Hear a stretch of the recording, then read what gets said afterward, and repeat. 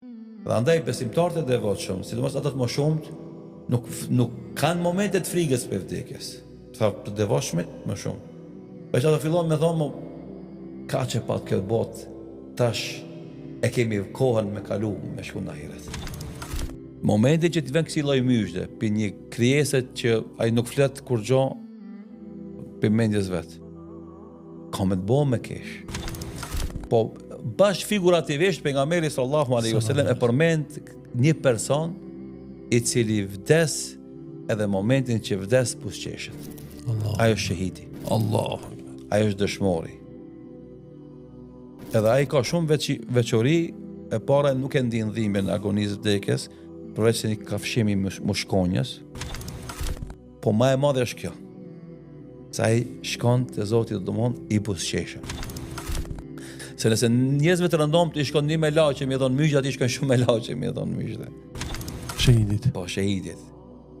Bile aq shumë ajo është i gëzuar, thot edhe tjerëve me mujt me fol në çat moment, thon ej, vazhdo në rrugën teme se çka kom pa une. Çfarë momenti kam përjetu. O yastabshiruna alladhina min ba'dihim, dhe japin myshë, thot Allahu për shahidat. Thot Allahu i madhreshëm për shahidat që vdesin domethënë si dëshmor, wala taqul alladhina qutilu fi sabilillahi amwata, mos thoni për ata që kanë ra dëshmor në rrugt të Allahut se janë të vdekur, bel ahyaun in rabbihim yurzakun, për janë të gjallë tek Zoti i tyre furnizon, yastabshiruna bil ladhina min ba'dihim, japin myshë atyre që janë më mas. Japin myshë atyre që janë më mas. Thot vazhdoni këtë rrugë se ajo që kam përjetuar unë është e paparamenduar. Edhe është e vërtetë, domethënë se besimtarit, gjithë besimtarët, domethënë momentin e vdekjes kur u vinë me laçet me myshdet e tyre, shkojnë te Allahu të buzëqeshëm, shkojnë te Allahu me fytyrë të shëndritshme. Shkojnë te Allahu domethënë me një pamje që ti nuk duket që është xhenaze. Duket që është flet. Është një vdekje normale dhe e qetë dhe e bukur. Normalisht e shahidi ka dhe elementin e aromës këndshme që vjen nga gjaku i tij. Kush është shahidi? Lutem. Secili njeri që vritet në betejë për të fituar kënaqësinë e Allahut, edhe duke qenë në mbrojtje të fesë tij, të vatanit tij, të pasurisë tij, të nderit tij. Pasurisë për shembull, vend dikush me mbledh mua në shtëpi. Po, do ti e mbron pasurinë tonë dhe vritesh, vritesh jam shahid. Po, gjithsesi. Tjetër kush?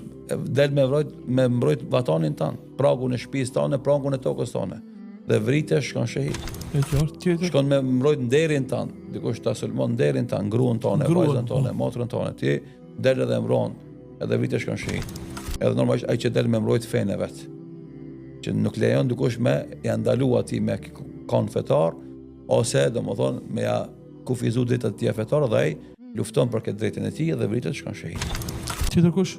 Këto janë domethënë shahidat e zakonshëm. Pastaj aty janë shahidat dispozitave të shahidit që vdesin prej rrethonave të jashtëzakonshme.